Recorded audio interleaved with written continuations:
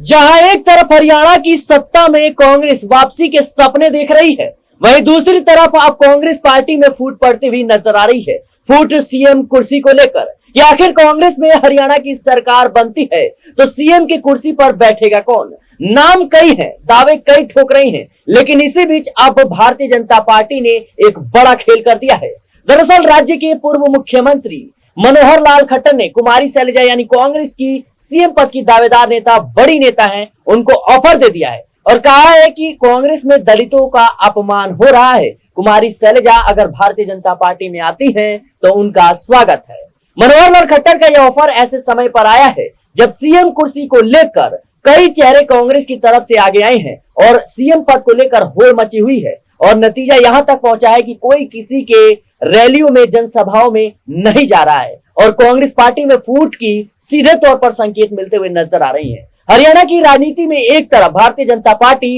Hat trick लगाने के फिराक में है तो वहीं दूसरी तरफ देखा जाए तो कांग्रेस की अब सत्ता में वापसी ही मुश्किल लग रही है। एक तरफ माना जा रहा है कि कांग्रेस इस बार हरियाणा की सत्ता में जबरदस्त जीत हासिल करेगी, लेकिन जिस तरीके से उनके तमाम नेता अब बागी होते हुए नजर आ रही हैं और जिस तरीके से भारतीय जनता पार्टी अब उनके नेताओं को ऑफर दे रही है, माना जा रहा है कि अब कांग्रेस पार्टी का यह सपना ही रह जाएगा। इस मुद्दे पर विस्तार से चर्चा करेंगे। हमारे साथ मनीष जुड़ गए हैं जो हरियाणा की खबरों पर बारीकी से नजरें बनाए हुए हैं। मनीष, कैसे देख रहे हैं आप जिस तरीके से मनोहर लाल खट्टर ने सीधे तौर पर कुमारी शैलजा को यह ऑफर दे दिया है और आरोप लगाया कि कांग्रेस पार्टी में दलितों का अपमान हो रहा है और कुमारी शैलजा अगर भारतीय जनता पार्टी में आती हैं तो उनका स्वागत है। देखा जाए तो रणदीप सुरजेवाला और भूपेंद्र सिंह हुड्डा और कुमारी शैलजा, ये तीन बड़े चेहरे कांग्रेस की तरफ से जो सीएम पद के लिए लगातार दावेदारी ठोक रहे हैं और जिस तरीके से कुमारी शैलजा अब कांग्रेस पार्टी की जनसभाओं से, चुनाव प्रचार से दूरी बना रही है, क्या अब फूट पड़ चुका है कांग्रेस पार्टी में? जी बिल्कुल सिराज, जिस तरह से देखा जा रहा है स्थिति काफी ज्यादा गंभीर होती हुई नजर आ रही है हरियाणा के विधानसभा चुनाव से पहले। और आपने जिस तरीके से जिक्र किया कि अब कांग्रेस के अंदर तीन जो चेहरे हैं वो दावेदारी ठोकते हुए नजर आ रहे हैं सीएम पद को लेकर। उसमें कुमारी शैलजा का नाम आ रहा है, रणदीप सिंह सुरजेवाला का नाम आ रहा है और भूपेंद्र सिंह हुड्डा का नाम आ रहा है। भूपेंद्र सिंह हुड्डा पहले भी सूबे के सीएम रह चुके हैं और सीएम पद के पर रहते हुए उन्होंने काफी यहाँ पर जनता के हित में काफी फैसले लिए हैं और कहीं ना कहीं भारतीय जनता पार्टी की मुश्किलें जो है वो कांग्रेस बढ़ा तो रही है, लेकिन कांग्रेस के अंदर फिलहाल जो फूट चल रही है उसमें कहीं ना कहीं कांग्रेस का सियासी भविष्य हरियाणा की राजनीति में काफी ज्यादा धुंधला होता हुआ नजर आ रहा है। बिल्कुल सिराज, जिस तरह से आपने जिक्र किया कि यहाँ पर तीन जो चेहरे हैं वो प्रबल दावेदार अपने आप को मानते हुए नजर आ रहे हैं हरियाणा में कांग्रेस के अंदर सीएम चेहरे को लेकर, क्योंकि अब जिस तरीके से भूपेंद्र सिंह हुड्डा की बात कर ले, रणदीप सुरजेवाला की बात कर ले, कुमारी शैलजा की बात कर ले, तीनों ही ऐसे नेता हैं जिनका हरियाणा में जो वर्चस्व है वो काफी ज्यादा मजबूत है और जनाधार जो है वो काफी ज्यादा बड़ा है। तो ऐसे में अब तीनों ही अपने आप को सीएम पद के दावेदार पर देखते हुए नजर आ रहे हैं और जिस तरह से कांग्रेस की स्थिति में खींचतान का जो दौर चल रहा है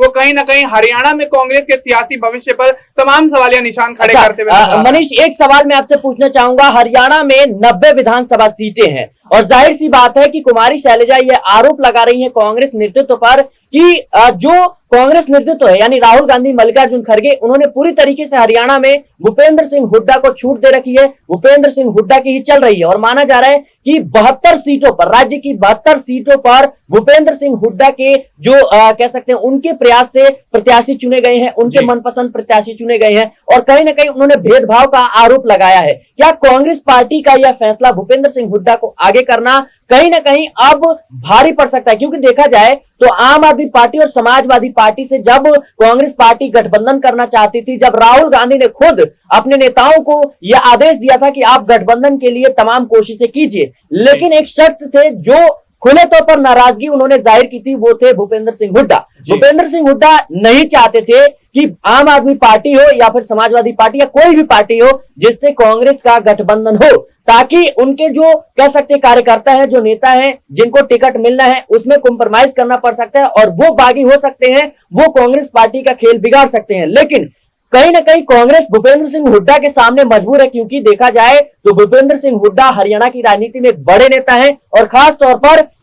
कुमारी शैलजा को भी और रणदीप सुरजेवाला को भी कांग्रेस पार्टी ने कहीं ना कहीं दरकिनार करने का काम जरूर किया है। और इसी बीच मनोहर लाल खट्टर का ये ऑफर कि दलितों का अपमान हो रहा है, कुमारी शैलजा अगर भारतीय जनता पार्टी में आती है तो उनका स्वागत है, क्या अब ये स्वागत का जो पैगाम उन्होंने भेजा है, ये वाकई में अब कांग्रेस का खेल बिगाड़ता हुआ नजर आएगा? जी बिल्कुल सिराज, यहाँ पर देखा गया कि किस तरह से मनोहर लाल खट्टर सूबे के मुख्यमंत्री रह चुके हैं और उसके बाद यहाँ पर जब उन्होंने अपनी मुख्यमंत्री की कुर्सी छोड़ी तो यहाँ पर नायाब सिंह सैनी का नाम आगे किया गया। उस दौरान भारतीय जनता पार्टी के खेमे में भी हलचल मस्ती भी नजर आई, क्योंकि अनिल विज अपने आप को प्रबल दावेदार के तौर पर देख रहे थे। और जब अंबाला में यहाँ पर मीटिंग होती है पार्टी की, उसमें नायब सिंह सैनी का नाम सामने आता है तो अनिल विज अपनी गाड़ी से, अपनी पर्सनल गाड़ी से अपने अंबाला वाले आवास पर पहुंच जाते हैं। नाराजगी वहां पर काफी देखी गई। लोकसभा चुनाव के दौरान भी भारतीय जनता पार्टी के खिलाफ कांग्रेस इस मुद्दे को उठाती हुई नजर आई। और अब ऐसे में कांग्रेस की जो स्थिति है वो कहीं ना कहीं अब आने वाले समय में कांग्रेस के भविष्य पर सवालिया निशान खड़े करती है। और जिस तरह से मनोहर लाल खट्टर यहाँ पर कुमारी सैलजा को ऑफर देते हुए नजर आए हैं और दलितों का विरोध करने की राजनीति करने का यहाँ पर इल्जाम कांग्रेस के ऊपर लगाते हुए नजर आए हैं, तो अब स्थिति साफ है कि कुमारी सैलजा अगर भारतीय जनता पार्टी के पाले में चली जाती हैं तो कांग्रेस का खेल बना बनाया खेल बिगड़ता हुआ नजर आ सकता है। और जिस तरह से आपने बताया कि 72 सीटों पर भूपेंद्र सिंह हुड्डा की पकड़ है, सूबे के पहले मुख्यमंत्री भी रहे हैं, तो जाहिर सी बात है हो सकता है कि कांग्रेस भूपेंद्र सिंह हुड्डा को सीएम चेहरा बनाने के तौर पर देखती हुई नजर आ रही हो। और ऐसे में अगर भूपेंद्र सिंह हुड्डा सीएम का चेहरा बनते हैं तो रणजीत सिंह सुरजेवाला और कुमारी सैलजा दोनों मिलकर कांग्रेस के साथ बड़ी बगावत करते हुए नजर आ सकते हैं। एक महत्वपूर्ण सवाल मनीष, जिस तरीके से बीते दिनों भूपेंद्र सिंह हुड्डा ने यह बयान दिया था कि मैं डिप्टी सीएम पद के लिए भी तैयार हूं, लेकिन कांग्रेस के लिए मैं कुछ भी कर दूंगा, क्या ये बयान अपने आप में उनकी घबराहट को दर्शाता है कि कुमारी शैलजा और रणदीप सुरजेवाला को लेकर के जिस तरीके से कांग्रेस में लगातार चिंतन मंथन चल रहा था, क्या भूपेंद्र सिंह हुड्डा को इस बात का आभास पहले ही हो चुका था कि भारतीय जनता पार्टी कहीं ना कहीं कुमारी शैलजा को अपने खेमे में करना चाहती है और कर भी पाएगी? क्योंकि देखा जाए तो तमाम राज्यों में, चाहे वो महाराष्ट्र की बात कर लें, चाहे फिर हम बात कर ले मध्य प्रदेश की, जहां पर देखा गया कि ज्योतिरादित्य सिंधिया कई विधायकों के साथ भारतीय जनता पार्टी को समर्थन दे देते हैं। महाराष्ट्र में एनसीपी के 2 फाड़ हो जाते हैं, शिवसेना के 2 फाड़ हो जाते हैं, तो भारतीय जनता पार्टी इस काम में माहिर है। वहीं ताजा उदाहरण देखें तो झारखंड में जिस तरीके से चंपई सोरेन को कहीं ना कहीं अपने कह सकते हैं पक्ष में किया गया, तो ये तमाम अगर उदाहरण को देखें तो क्या भूपेंद्र सिंह हुड्डा को इस बात का आभास पहले ही हो गया था? बिल्कुल, यहाँ पर जिस तरह से आपने पूरी घटनाक्रम का जिक्र किया कि महाराष्ट्र और झारखंड और तमाम राज्यों में कहीं ना कहीं भारतीय जनता पार्टी कांग्रेस की कमजोर स्थिति का फायदा उठाती हुई नजर आई है और उनके नेताओं को, उनके मंत्रियों को, उनके एमएलए को अपने पाले में करने में प्रबल यहाँ पर होती हुई नजर आई। और जिस तरह से अब कुमारी सैलजा को लेकर मुद्दा उठता हुआ नजर आ रहा है और कांग्रेस आलाकमान अभी इस पर चिंतन मंथन करते हुए नजर आ रहे हैं कि आखिर सीएम पद का दावेदार किसे बनाया जाए। लेकिन जिस तरह से भूपेंद्र सिंह हुड्डा पूरी कवायद छेड़ते हुए नजर आ रहे हैं और तमाम यहाँ पर जनाधार लेकर चलते हुए नजर आ रहे हैं और 72, जिस तरह से आपने बताया 72 नामों का चयन जो है वो भूपेंद्र सिंह हुड्डा की सहमति से किया गया है, तो स्थिति साफ है सिराज, आने वाले समय में हो सकता है कांग्रेस हरियाणा के अंदर सीएम के चेहरे के तौर पर भूपेंद्र सिंह हुड्डा का नाम आगे रखती हुई नजर आए, क्योंकि उनकी पकड़ हरियाणा की राजनीति में और एक सीएम के दावेदार के तौर पर मजबूत मानी जाती है और काफी बड़े नेता हैं। और देखा जाए तो कुमारी सैलजा और यहाँ पर कहीं ना कहीं रणदीप सिंह सुरजेवाला, लेकिन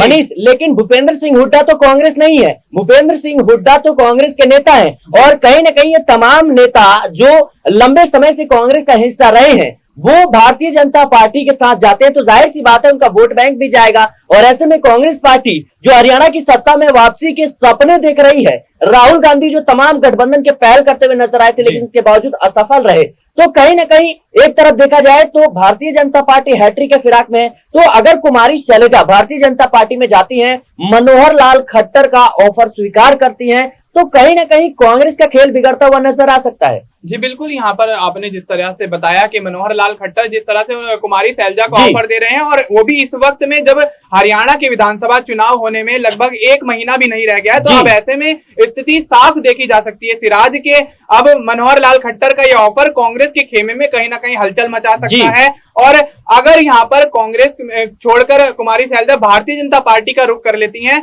तो बेशक यहाँ पर मुख्यमंत्री तो नायाब सिंह सैनी ही रहेंगे भारतीय जनता पार्टी की तरफ से। हो सकता है कोई बड़ा पद या फिर उप मुख्यमंत्री के दावेदार के तौर पर उनका नाम आगे आता हुआ नजर आए और उन्हें उप मुख्यमंत्री बनाया जाए। और अगर ऐसा होता है तो वाकई हरियाणा के अंदर कांग्रेस का सुपड़ा आने वाले कुछ चुनाव तक साफ होता हुआ नजर आएगा। जी बिल्कुल दर्शकों, इस वक्त हरियाणा में भारतीय जनता पार्टी हो या फिर कांग्रेस हो, लगातार सीएम पद को लेकर, सीएम चेहरे को लेकर के खलबली मच रही है, उठापटक की स्थिति है और कहीं ना कहीं दोनों ही पार्टियां नाजुक स्थिति पर खड़ी है। लेकिन भारतीय जनता पार्टी कहीं ना कहीं अपनी स्थिति को संभालने में कई बार सक्सेस पाई है और सफलता मिली है उसको, लेकिन कांग्रेस पार्टी के हालात इस वक्त हरियाणा में सही नहीं नजर आ रहे। हालांकि जमीनी तौर पर देखा जाए तो कांग्रेस का वोट बैंक देखा जा रहा है और माना जा रहा है कि इस बार हरियाणा की सत्ता में कांग्रेस की वापसी होगी। लेकिन उससे पहले जिस तरीके से मनोहर लाल खट्टर ने कुमारी शैलजा को ऑफर दिया है, माना जा रहा है कि कई सीटों का जो दलित वोट बैंक है वो कुमारी शैलजा अपने साथ भारतीय जनता पार्टी में ले जा सकती है, अगर वो भारतीय जनता पार्टी में शामिल होती हैं तो। फिलहाल इस मुद्दे को लेकर आपकी क्या राय है? क्या कुमारी शैलजा को भारतीय जनता पार्टी में जाना चाहिए? क्या मनोहर लाल खट्टर का ऑफर स्वीकार करना चाहिए? और राज्य में सरकार किसकी बनेगी? हमें कमेंट बॉक्स में जरूर बताएं। देश और दुनिया की तमाम खबरों के लिए बने रहें नेक्स्ट टाइम पॉलिटिकल बाइट।